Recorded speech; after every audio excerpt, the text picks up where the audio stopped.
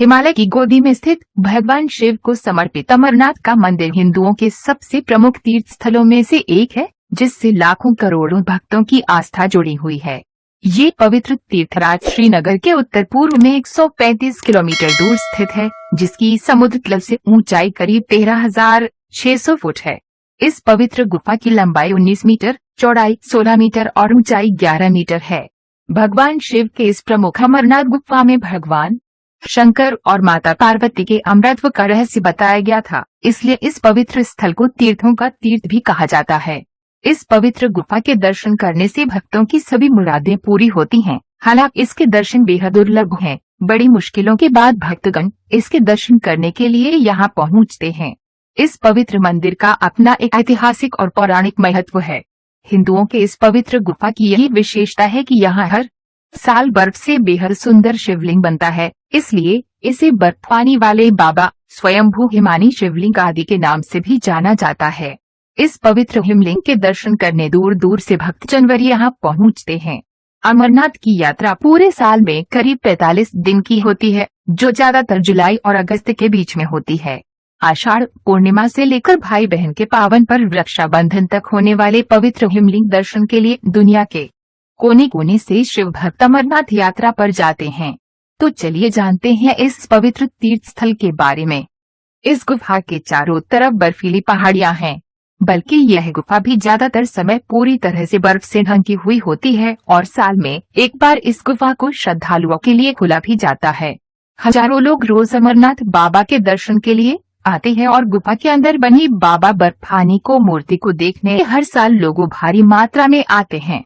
इतिहास में इस बात का भी जिक्र किया जाता है कि महान शासक आर्य राजा कश्मीर में बर्फ से बने शिवलिंग की पूजा करते थे।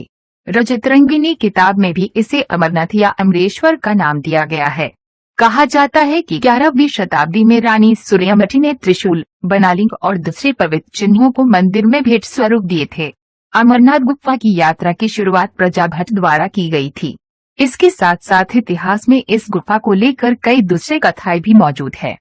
पवित्र गुफा की खोज बाबा बर्फानी गुफा अमरनाथ टेम्पल कहा जाता है कि मध्यकालीन समय के बाद 15वीं शताब्दी में दोबारा धर्मगुरुओं द्वारा इसे खोजने से पहले लोग इस गुफा को भूलने लगे थे। इस गुफा से संबंधित एक और कहानी भृगु मुनि की है। बहुत समय पहले कहा जाता था कि कश्मीर की घाटी जलमग्न है और कश्यप मुनि ने कोई नदियों का बहाव किया था। इसीलिए जब पानी सूखने लगा तब सबसे पहले भृगु मुनि ने ही सबसे पहले भगवान अमरनाथ जी के दर्शन किए थे। इसके बाद जब लोगों ने अमरनाथ लिंग के बारे में सुना तब ये लिंग भगवान भोलेनाथ का शिवलिंग कहलाने लगा और अब हर साल लाखों श्रद्धालु भगवान अमरनाथ के दर्शन के लिए आते हैं। अमरनाथ गुफा 40 मीटर ऊंची अमरनाथ गुफा में पानी की बूंदों के जम जाने की वजह से पत्थर का एक आरोही निक्षेप बन जाता है। हिंदू धर्म के लोग इस बर्फीले पत्थर को शिवलिंग मानते हैं। ये गुफा मई से अगस्त तक मोम की बनी हुई होती है, क्योंकि उस समय हिमालय का बर्फ पिघलकर इस गुफा पर आकर जमने लगता है और शिवलिंग समान प्रतिकृति हमें देखने को मिलती है। इन महीने के दरमियान ही शिवलिंग का आकार दिन ब दिन कम होते जाता है। कहा जाता है कि सूर्य और चंद्रमा के उगने और अस्त होने के समय के अनुसार इस लिंग का आकार भी कम ज्यादा होता है, लेकिन इस बात का कोई वैज्ञानिक सबूत नहीं है। हिंदू महात्माओं के अनुसार ये वही गुफा है जहां भगवान शिव ने माता पार्वती को जीवन के महत्व के बारे में समझाया था। दूसरी मान्यताओं के अनुसार बर्फ से बना हुआ पत्थर पार्वती और शिव जी के पुत्र गणेश जी का प्रतिनिधित्व करता है। इस गुफा का मुख्य वार्षिक तीर्थ स्थान बर्फ से बनने वाली शिवलिंग की जगह ही है। अमरनाथ गुफा के लिए रास्ता भक्तगण श्रीनगर या पहलगाम से पैदल ही यात्रा करते हैं। इसके बाद की यात्रा करने के लिए तकरीबन 5 दिन लगते हैं। राज्य यातायात परिवहन निगम और प्राइवेट ट्रांसपोर्ट ऑपरेटर रोज जम्मू से पहलगाम और बालताल तक की यात्रा सेवा प्रदान करते हैं। इसके साथ ही जम्मू कश्मीर से प्राइवेट टैक्सी भी हम कर सकते हैं। उत्तरी रास्ता तकरीबन 16 किलोमीटर लंबा है, लेकिन इस रास्ते पर चढ़ाई करना बहुत ही मुश्किल है। यह रास्ता बालताल से शुरू होता है और डोमियल, बरारी और संगम से होते हुए गुफा तक पहुंचता है।